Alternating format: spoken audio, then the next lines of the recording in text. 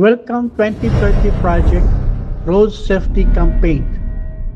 Road safety campaigns are an important tool for reaching this aim. They complement but do not replace. However, regular year-long activities aim at improving road safety.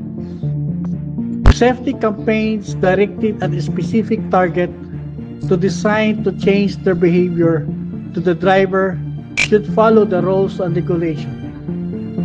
The result of the road safety campaigns depend, however, first of all on the manner of communication to road users. Road safety signages, road traffic sign signals, and controls. The campaigns are the workers for drivers and operators of this Project 2030. And as the characteristics of their behaviors is different from one country to another.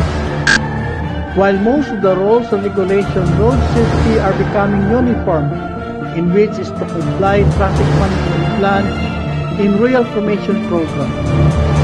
The specific message addressed to the workers is to respect road safety signages and traffic controls campaign so that we avoid accident and accident in our daily lives. Safety is everyone's responsibility.